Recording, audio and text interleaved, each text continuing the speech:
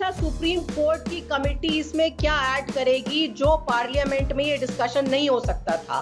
जब हर्षद मेहता स्कैम हुआ तब जेपीसी बनी कि नहीं बनी, तो इस समय जेपीसी क्यों नहीं बननी चाहिए थी? इस समय जेपीसी बननी चाहिए, हमारी यही मांग है।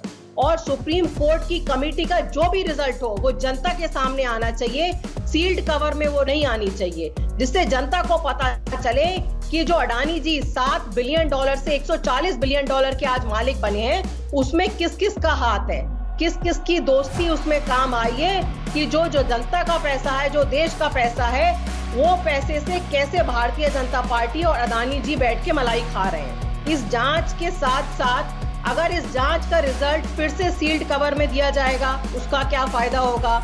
इस जांच से क्या पता चलेगा कि अडानी ने कितने इलेक्टोरल बॉन्ड्स खरीद के भारतीय जनता पार्टी को दिए? नहीं पता चलेगा। इस जांच से क्या ये पता चलेगा कि भारतीय जनता पार्टी के कौन से मिनिस्टर्स किनके साथ क्विड प्रो क्वो हुआ है? नहीं पता चलेगा। इस जांच से क्या ये पता चलेगा कि जो पैसा राउट होके आया है वो पैसा चेंगचुंग ली जैसे लोगों का जो लगा है उसके पीछे किसका हाथ है? वही चेंगचुंग ली जो अगस्ता के हेलीकॉप्टर स्कैम में भी इन्वॉल्व थे। तो ये सारी बातें जो है, एक तरीके से सरकार को 2 महीने की मोहलत मिल गई है कि आप पार्लियामेंट में डिस्कशन ना कराएं, पार्लियामेंट के सामने आपको कुछ ना बोलना पड़े। ये बहुत दुर्भाग्य की बात है कि अपने आप को गंगा का लाल कहने वाले अडानी के दलाल बन चुके हैं। सुप्रीम कोर्ट ने जो आज कमेटी जो बनाई है, अच्छी बातें बनाई है, लेकिन हमारी मांग पहले भी थी, आज भी है कि इसके लिए एक जेपीसी बननी चाहिए, क्योंकि ये पहली बात तो ये सुप्रीम कोर्ट का डोमेन नहीं है, ये पार्लियामेंट में डिस्कशन होना चाहिए।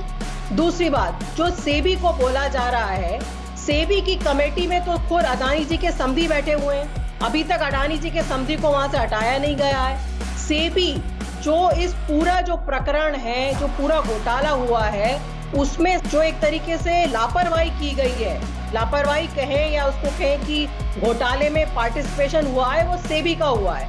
क्योंकि अगर पूरे मार्केट को ये बात पता थी, जैसे आप अभी कह रहे हैं कि कोई भी म्यूचुअल फंड जो है वो अडानी के स्टॉक्स नहीं खरीद रहा था, इसका मतलब ये है सेबी को ये बात पता थी कि किस तरह स्टॉक प्राइस मैनिपुलेशन हो रहा है। और अब हम एक्सपेक्ट कर रहे हैं कि सेबी वो सारी जानकारी इस कमेटी को देगी। तो ये हम कुछ फूल्स पैराडाइज में रह रहे हैं। भारतीय जनता पार्टी ने जो डराने धमकाने का, पूरे देश में सरकारें खरीदने का जो स्कैम चलाया हुआ है, अरविंद केजरीवाल के सामने इनका लोटस ऑपरेशन हमेशा फेल होता है। इन्होंने एमसीडी में पूरी कोशिश करी लोटस ऑपरेशन की, ये फेल हुए।